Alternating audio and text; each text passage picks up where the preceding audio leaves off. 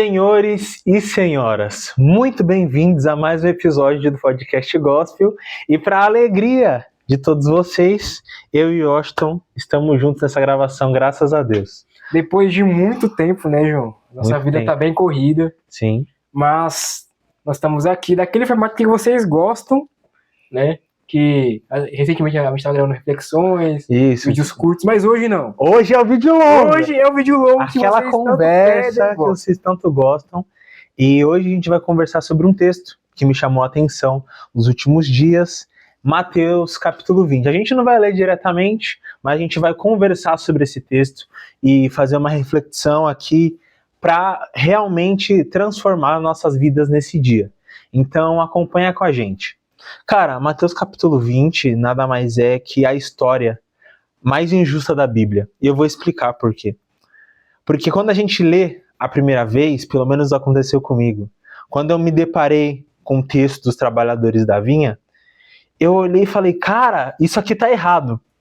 Mas o que fala esse texto? Basicamente é o seguinte: existia um senhor que faz um acordo com uma pessoa. Chega na pessoa e fala assim, ó, seguinte, amigo, eu preciso que você trabalhe na minha vinha durante esse dia, uma diária, e eu vou te pagar uma certa quantidade de dinheiro. Então vamos supor aqui, eu vou te pagar R$1.000 para você trabalhar das 8 horas às 16 horas na minha vinha, só ali com uma pausa para o almoço. Então é isso que você vai fazer e eu vou te pagar R$1.000. Então você, de bate-pronto, aceita, vai trabalhar um dia e vai ganhar R$1.000, show de bola, até eu ia querer. Então você começa a trabalhar. O senhor começa a perceber, aí então você trabalha uma parte da tarde, quando chega na hora do seu almoço, o senhor percebe, aquele que está pagando, percebe que o trabalho não vai ser concluído não por culpa sua, mas porque é muito trabalho para uma pessoa só fazer. Então ele vai lá e chama outra pessoa. Fala assim, ó, eu preciso que até as 4 horas você termine de fazer o serviço na minha vinha e eu vou te pagar R$1.000. Ou seja, você trabalhou o período da manhã inteiro e vai trabalhar o resto do período da tarde e vai receber R$1.000. E a outra pessoa que ele contratou vai trabalhar o período da tarde e vai receber R$1.000. Ou seja, se a gente for parar para pensar, você está trabalhando 2 períodos, a pessoa está trabalhando um período só e ambos estão recebendo a mesma quantia. Esse texto bíblico, ele fala sobre a salvação e como a salvação é oferecida aos homens, aqueles que servem a Deus desde sempre, que renunciam a Deus desde sempre, e aqueles que aceitam a Deus no final de suas vidas, e os dois vão para o mesmo céu.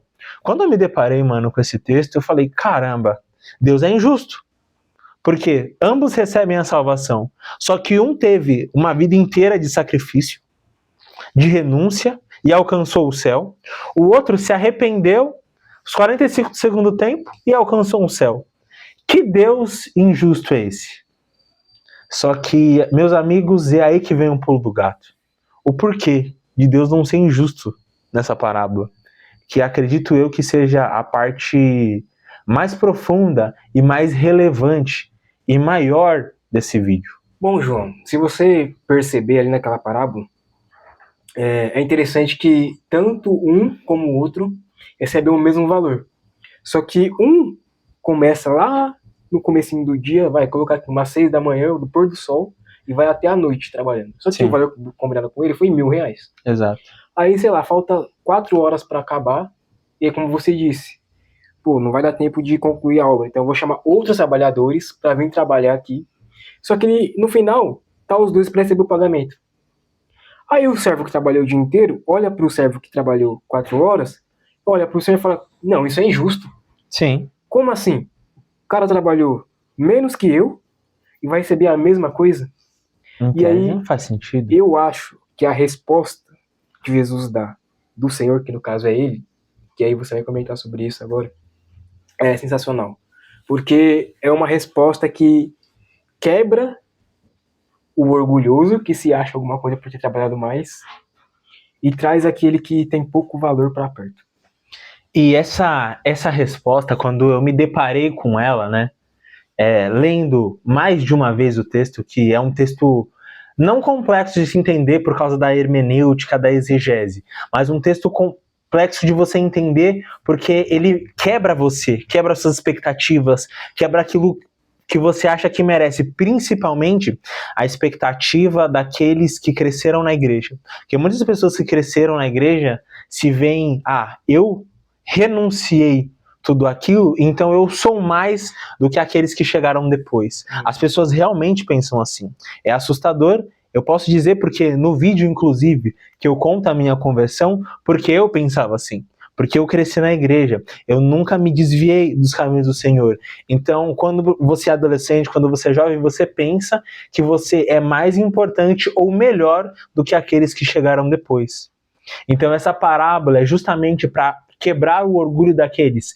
Não, mas eu já sou judeu. Aquele outro, ele é um samaritano. Aquele outro, ele é um gentil. Ele chegou depois, ele entendeu a graça depois. Eu já tenho os conhecimentos, eu já tenho a lei de Moisés. Mas é aí que vem a resposta do Senhor. Quando ele diz que o dinheiro não é meu, ou seja, a salvação não é minha, não sou eu que a dou, não sou eu que tiro a salvação.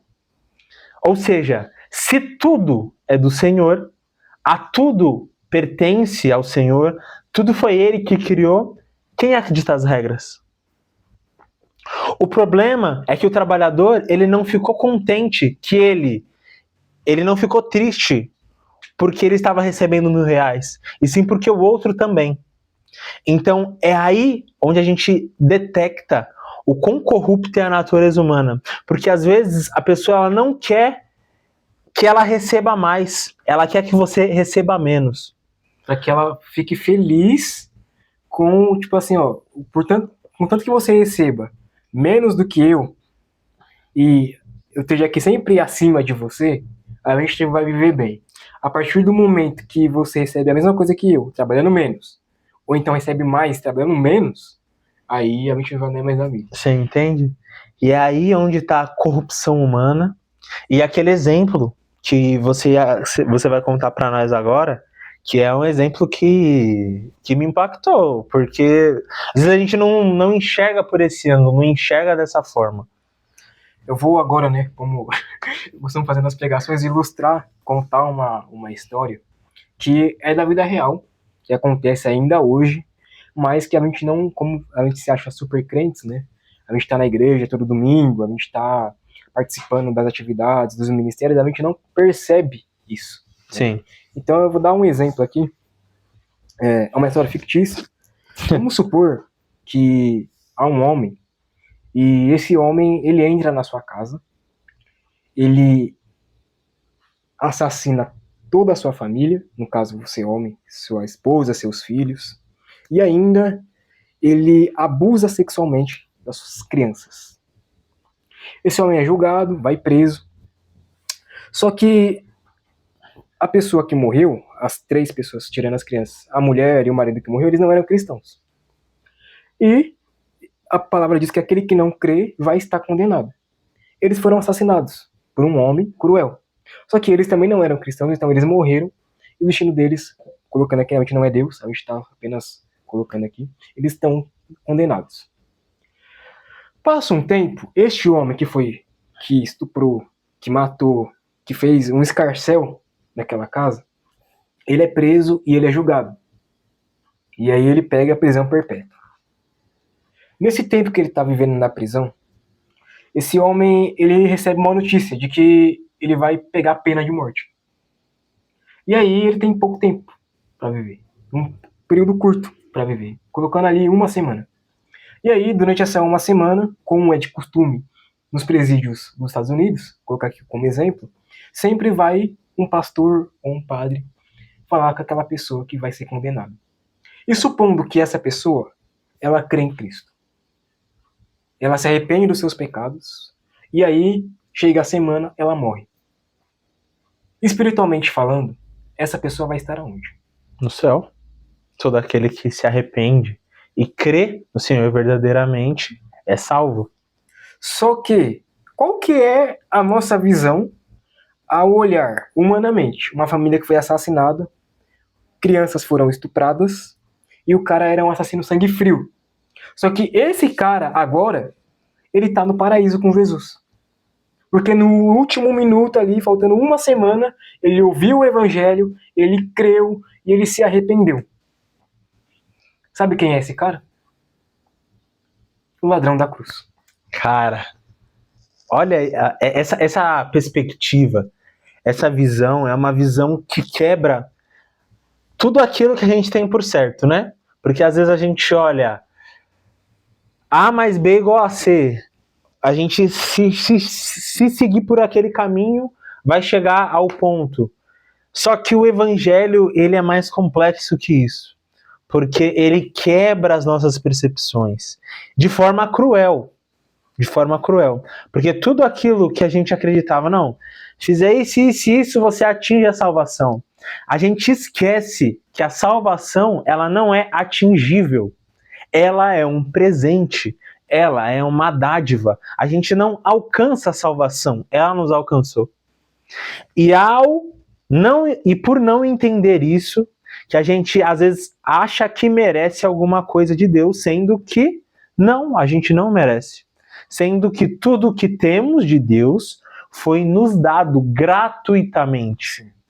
Colocando, né, acrescentando aqui o fator, supondo que esta mulher era uma freira, e o homem também era da igreja católica, não sei, a religião deles, mas eles eram pessoas boas, eles davam bons presentes, eles cuidavam dos pobres, eles davam comida na rua, eles faziam tudo isso. E aí eles teve esse incidente de um homem cruel entrar na sua casa e assassinar. Só que as obras deles não são suficientes para se comparar com o tamanho da perversidade do coração humano. Porque não é aquilo que você faz que vai te salvar, mas é em quem você crê. Porque a gente tem, e a palavra de Deus fala isso, que as nossas melhores obras são como trapos de imundícia para Deus. Você já parou para pensar o que é um trapo de imundícia? Trapo de imundícia é uma fralda. O João tem filho, ele pode falar. Cara, o trapo de imundícia nada mais é que um lenço que os leprosos usavam para cobrir suas feridas. E aí aquele lenço ia apodrecendo, ia se juntando à pele, a pele ia ficando fétida, cheio de pus, misturado com sangue e a lepra. Então as pessoas tiravam aquelas ataduras e jogavam fora. O pessoal chamava aquilo de trapo de imundícia, porque era um trapo que as pessoas tiravam do seu corpo sujo e apodrecendo, né? E era imundo porque a lepra era tido como uma doença que tornava a pessoa imunda, imprópria para o mundo social. Então você entender, olha que loucura, que as nossas melhores obras são para Deus como um trapo de imundícia, significa que elas não significam nada. Elas são uma mistura de sangue, de pus, que não serve para nada, não serve para glorificar, não são motivos de orgulho. Em outras palavras, o trapo de imundícia, colocando aqui, o pecado é a nossa doença. A lepra é a nossa doença. É o pecado. E o trapo de imundícia são as obras. Por mais que você coloque trapos de imundícia, eles vão ficar velhos e a ferida vai deteriorar aquele trapo. E você vai ter que tirar ele e colocar outro. E isso você vai fazer sempre. Você nunca vai estar curado. Porque você sempre vai estar trocando de trapos, ou seja, fazendo mais e mais obras, enquanto a ferida, a lepra, que é o seu pecado, nunca vai cicatrizar. Caramba, é isso mesmo, mano. É isso, cara. E por que é tão importante a gente entender isso, que às vezes isso não é falado nas igrejas? E por que isso não é falado nas igrejas? É porque se eu falo para uma pessoa que todas as suas obras são inválidas para a salvação, muitas pessoas ficam desmotivadas. Porque elas acreditam piamente que elas são dignas. E quando eu falo para alguém que ela não é digna, que tudo que ela recebeu foi de graça, foi um favor imerecido, foi um presente divino, aquilo diminui a ânsia dela por fazer a obra do Senhor. E aqui eu quero já aproveitar que a gente está falando sobre esse tema e trazer também o contexto denominacional. Porque eu sou de uma igreja batista reformado, né? Só que o que eu vejo hoje, e isso é um problema que eu vejo entre os irmãos da fé por causa de placa de igrejas. Então, às vezes, não é só a questão de você se sentir melhor que o outro dentro da sua igreja, mas muitas vezes, por exemplo, o João é o meu irmão em Cristo, ele é da Assembleia de Deus, uma igreja pentecostal. A gente tem divergências teológicas? Temos, bastante.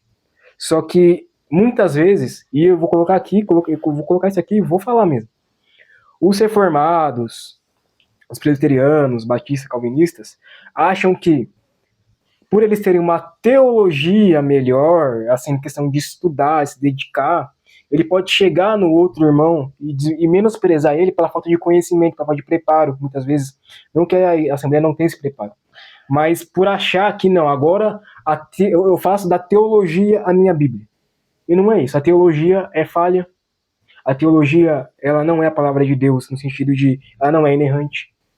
Então, e isso vai se criando e cria barreiras entre os próprios irmãos no corpo de Cristo, de se achar que por eu ter chegado, por eu nascer numa igreja batista, viver ali e ter os dogmas, e não foi meu caso, não nasci, estou dando um exemplo, Sim. Mas por eu saber ter um conhecimento a mais e receber o mesmo salário que o João recebe de Cristo, que foi o pagamento dos meus pecados na cruz, não é aquilo que eu conheço sobre a doutrina batista, o que ele conhece sobre a doutrina da Assembleia de Deus, que vai fazer a gente ser salvo. Não é eu ter toda a bagagem teológica, estudar a teologia, e o João, o irmão que trabalha, que estuda, que tem outros afazeres, diminuir ele por conta disso. É disso que a gente está falando aqui, não é somente a questão daquele que chega por último, mas também dos irmãos que a gente menospreza, por ser de uma denominação diferente, por achar que eu tenho mais conhecimento.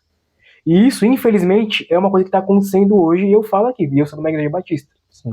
De que nós achamos que, ou então nem consideramos, por questões teológicas, a outra pessoa, o irmão em Cristo. Você quer ver um fator que hoje em dia está muito em alta, que é a questão, se eu sou calvinista e você é arminiano, então eu não te considero irmão em Cristo porque eu não... Mano, eu tenho tanta raiva dessas coisas, mano. Eu tenho tanta raiva, cara. Porque é sério que você tem tempo nesse mundo cheio de pecado, cheio de gente para evangelizar, para você ir num negócio, discutir porque o outro é calvinista. Mas o outro é arminiano. Joe, a gente não tem mais tempo para isso. Jesus está à porta, existem pessoas com problemas teológicos, tudo bem, a gente pode até conversar sobre isso, mas não tem mais tempo no relógio, sabe? Jesus Cristo está batendo a porta, os sinais estão aí, e a gente está discutindo ainda. É como Paulo dizia, é o leite. Vocês não podem receber comida sólida, a gente não pode falar de evangelismo, de libertação, de expulsão de demônio, de ensinar doutrina teológica para as pessoas. A gente está concentrado porque o outro irmão é arminiano e eu sou calvinista, e a gente não pode, a gente tem que discordar. Porque Lutero, porque Calvino. Mano, nunca. Sempre tem uma desculpa. E eu quero relembrar pra gente que o maior pecado nunca é o assassinato, a violência ou algo que a gente possa fazer. O maior pecado é o orgulho. Porque existiam dois ladrões na cruz. Um que foi perdoado e o outro que não foi. E é tão verdade isso, João, que terminando esse assunto, né, sobre a relação entre irmãos de denominações diferentes, a gente tem dois exemplos. Eu, calvinista, o João arminiano, e eu nunca olhei pra ele e falei assim, não, João, eu discordo de você, então você não é mais meu irmão em Cristo, não. Porque eu não olho a teologia do João, eu olho a vida dele. Eu olho a transformação que Cristo fez na vida dele, a forma que ele pensa, a forma que ele vive, a forma que ele trata a família dele. É isso que vai me dizer se o João é cristão, não é a teologia do João. E isso é tão importante, cara, porque a gente começa a olhar para as coisas que realmente importam e a gente tira a aparência. Então, aquele irmão que parece perfeito, a gente começa a perceber nele que ele não é um cristão de fato, mesmo que ele pareça. E aquele irmão, que às vezes é um irmão mais simples, que não tem tanto conhecimento, mas é um irmão tão dedicado às coisas de Deus, você percebe Cristo nele. Essa visão, essa lente de enxergar aquilo que realmente importa é fundamental para ter uma visão cristã adequada daquilo que Cristo quer que nós sejamos. Não importa se o outro vai se converter aos 45, não importa se você é convertido desde bebê, desde que tu nasceu, a salvação é a mesma para todos, e graças a Deus. Porque muitos de nós, hoje, como eu já falei em alguns vídeos, a gente está crente, a gente está fiel, isso é bom. Mas se acontecer alguma coisa na sua vida e você ficar incrédulo, e você só for crer ou não crer mais, a gente não sabe as coisas que podem acontecer na nossa vida. Quem somos nós para julgar a vida do outro, a percepção do outro? A nossa função é fazer a nossa parte, aquilo que nos foi acordado é a salvação e ponto. Então faça a sua parte, a salvação foi dada a todo aquele que crê. E agora a nossa missão é pregar para que outras pessoas também creiam assim. Não ficar preocupado se o outro está se convertendo agora, se convertendo daqui a 30 anos, daqui a 65 anos ou nunca se convertendo. Porque o ladrão da cruz, como eu disse, tinham dois. Um que falava assim, se você é Deus mesmo, desce da cruz e salva a gente também. E o outro, nós estamos aqui porque nós erramos de fato. Ele não. Ou seja, um que está alicerçado na mentira, que quer só ver os efeitos das coisas, e um que está alicerçado na verdade, ainda que tenha errado. A pergunta é, qual alicerce você está? Você vai ficar se escondendo atrás das suas obras? Você vai ser surpreendido naquele grande dia. Quando Deus falar para você, aparta-te de mim. Só que aqueles que vivem em humildade, que vivem entendendo que a graça de Deus ela é gratuita e está disponível para todos, esse vai estar à direita de Cristo. E para a gente finalizar, né, que a gente está pegando aqui vários blocos, a gente vai terminar falando da justiça de Deus, né, de Deus ser injusto ou não por fazer isso, e finalizar com o capítulo 25, que é sobre o juízo daqueles que vão dizer, Senhor, que não fizemos isso, e aqueles que vão dizer, Senhor, quando nós fizemos isso. E aqui tem uma grande diferença entre esses dois grupos. Sim, cara. Pra gente finalizar. Então, pra gente concluir, né, a gente pegou muita questão do ser humano, mas agora vamos voltar à visão de Deus. Porque o que importa aqui não é o que eu ou o João achamos disso, mas qual é a visão de Deus em relação a este acontecimento. Então, nessa parábola fica claro de que Deus, ele salva a quem ele quer, no momento que ele quer e da forma que ele quer. Não cabe a mim e a você dizer se fulano foi para o inferno, se fulano foi para o céu, se ele merece mais do que eu ou não. E esse julgamento, só quem pode fazer esse tipo de julgamento é Deus. A nós cabe pregar o evangelho. A nós cabe olhar para o outro, como Jesus disse, se eu servir vocês, eu que sou Senhor servir vocês, sirvam vocês também aos outros. Porque eu sendo o Senhor, lavei o pé de vocês. Lavem o pé de seus irmãos. E aqui, se a gente for parar para pensar nessa parábola, são dois trabalhadores trabalhando em uma vinha, chamados pelo Senhor. A pergunta que eu deixo para você é: quem você é? O trabalhador que questionou, que ainda assim chamou o Senhor de injusto, porque está escrito lá? Ou você é o servo que trabalhou, ganhou a mesma quantia e se manteve no seu lugar? Essa pergunta é para reflexão de vocês, reflexão nossa. Sempre, Senhor é o mesmo, Ele opera de várias formas. A pergunta é, quem é você? E para a gente finalizar, é bom que o João trouxe esse contexto, porque o capítulo 25 de Mateus, ele pega todas essas parábolas, né? Inclusive, semana passada eu preguei sobre as parábolas na minha igreja, de Mateus 24 e 25. E o finalzinho do capítulo 25, né? Pega ali, começa no capítulo 20, na verdade, né? Falando sobre as parábolas, essa parábola do como é que é o nome mesmo? Os trabalhadores da vinha. Da vinha, cara, é tanta parábola que eu esqueço. Sim. Mas a conclusão é que agora vem o ponto-chave. esse pessoal que é orgulhoso, que eu fiz, eu mereço, tal, como vão falar, vai ter uma surpresa no dia do juízo. Sim. Porque a parábola que chega ali no dia do juízo tem dois grupos de pessoas. Cara, e ali, pesado. eu vou deixar claro para vocês, ali não é ímpios e crentes. Ali é um povo que estava na igreja.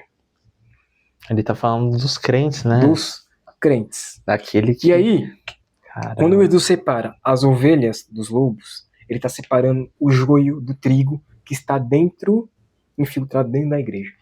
E aí, se a gente parar para pensar, reparar, né, eu vou resumir aqui, o grupo que se apresenta para Jesus para justificar as suas obras, Senhor, ele fala assim, olha, aparte-se de mim, porque eu nunca vos conheci, pois tive fome, vocês não me deram de comer, eu tive sede, não me deram de beber, estava nu, vocês não me vestiram. Olha a sutileza da pergunta deles. Senhor, mas quando nós vimos o Senhor dessa forma e não te ajudamos, aí o que eles vão fazer? Se justificar. Porque em teu nome, Senhor, nós operamos muitos milagres, nós expulsamos demônios, nós fizemos isso, nós fizemos aquilo. Em nenhum momento eles falam assim, o Senhor fez. Eu fiz. Poxa, isso é importante, cara. Isso é importante demais, cara, porque as pessoas são assim. Às vezes a gente é assim. Isso é muito importante, cara. E aí eu vou deixar pro João finalizar aqui comentando sobre aqueles que perguntam, Senhor, quando, né, a mesma coisa, se repete ali, mas olha a diferença. A diferença eles falam que, quando nós fizemos isso? Cara, isso é importante, porque quando eles dizem, Senhor, quando fizemos isso? Quando te vimos nu? Quando te vimos na prisão? Quando te vimos com fome?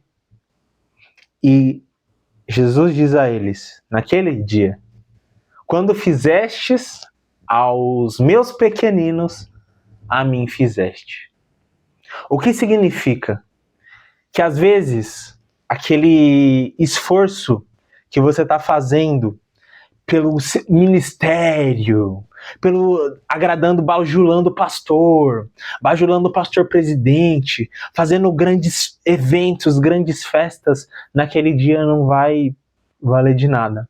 Mas quando você fez algo para alguém de forma humilde, vou dar um exemplo, parou o carro por uma senhorinha atravessar, ajudou alguém a atravessar a rua, alguém caiu ali na sua frente e você levantou, você viu que você estava com um monte de roupa, foi lá e fez uma doação de roupa para alguém que precisava. Sem grandes eventos, sem grandes campanhas do agasalho, sem grandes campanhas do cobertor. Aqui, a questão principal dessa pergunta, dessas duas afirmações, dessas duas perguntas, é que um queria ser visto, o outro fez sem ser visto. Essa é a grande diferença. Com certeza. Quando você faz sem incentivos, sabe? Quando você vai lá e faz uma doação de sangue, sabe? Sem precisar alguém dizer, alguém mandar. Holofortes, que acontece muito, né? Sim. Cara, rede social, super crentes. Eu tô aqui, gente, fazendo isso, eu tô ajudando. Gente que se filmorando. Quando você faz sem querer o reconhecimento externo de outras pessoas, saiba que o Deus que está em secreto te ouve e te vê. E te recompensará.